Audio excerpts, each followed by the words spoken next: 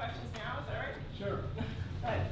Okay, this SPN group, how new is it, and was this Wisconsin reports, in like from the beginning? Because for years I've looked at those reports and you know, how obviously biased they are. Oh, that's a good question, because State Policy Network has been around since the 1980s, and guess what? It was birthed by ALEC, and it was called the Madison Group in the early 1980s, and it was housed at the Heartland Institute in Chicago. So both ALEC and SPN were housed at the Heartland Institute in Chicago, and Heartland, of course, being the big climate denial group, that was the group that had pictures of Ted Kaczynski and saying people who believe in climate change are just like the Unabomber, Ted Kaczynski. Very strange group, but close to us in Chicago. Yeah. I'm wondering how the Bradley Foundation might be involved in it. Another very good question. I forgot to mention the Bradleys.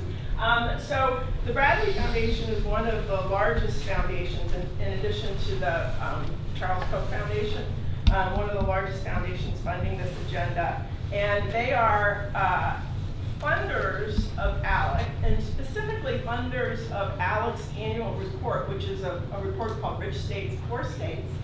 And they get the report. It's their biggest national press hit every year. And they take a list of ALEC policies, and if you've enacted them, you're like the best state ever.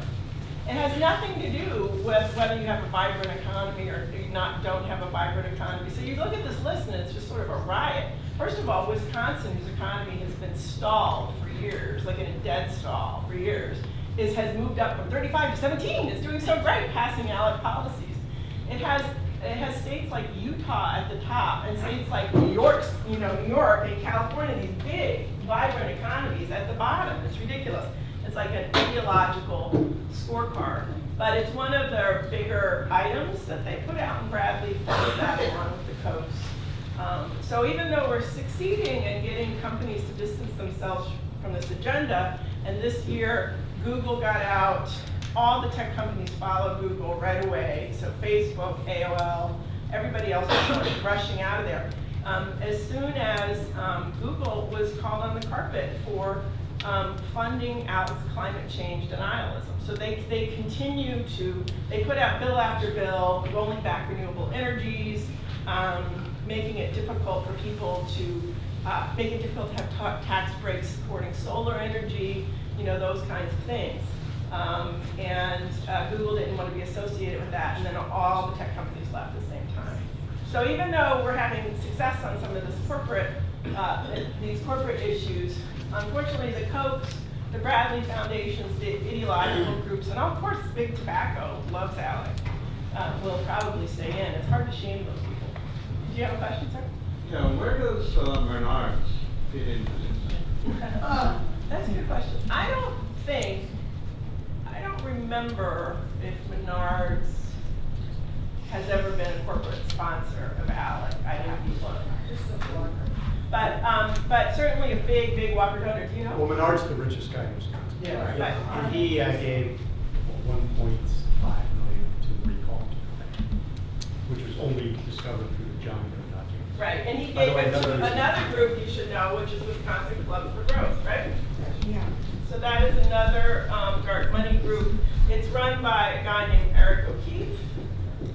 It's not, he's one of the directors.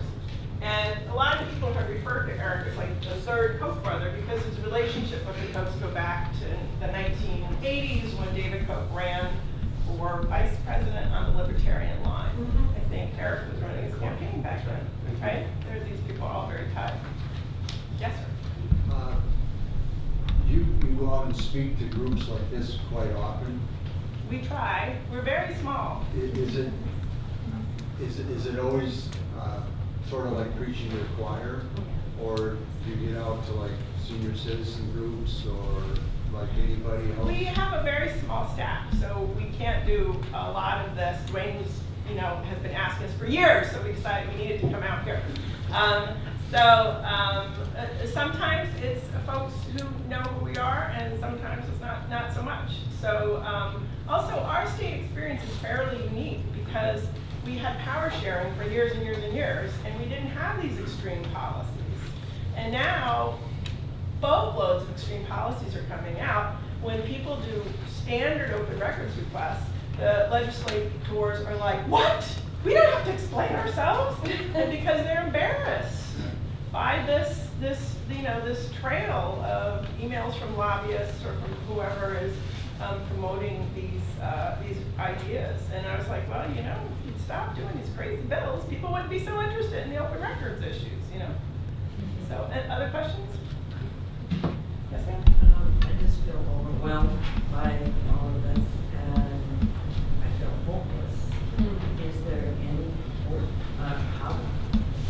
I mean, our votes don't count anymore. I mean, I just feel overwhelmed.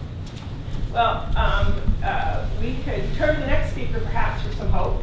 And, Senator Feingold used to say, after Citizens United, he said, this will blow out all the stops, and there'll be so many scandals that people will come back and clean it up. And already we've had this very dramatic scandal in Wisconsin regarding the John Doe and coordination. And no court at the federal level or the state level has ever approved this type of coordination. And now Wisconsin Supreme Court has.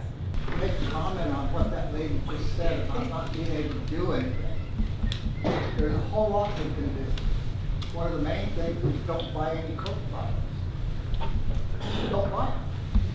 That's I mean, KOCH. if everybody here stopped buying Coke products, and everybody in Wisconsin, or like in Waukesha County, stopped buying Coke products.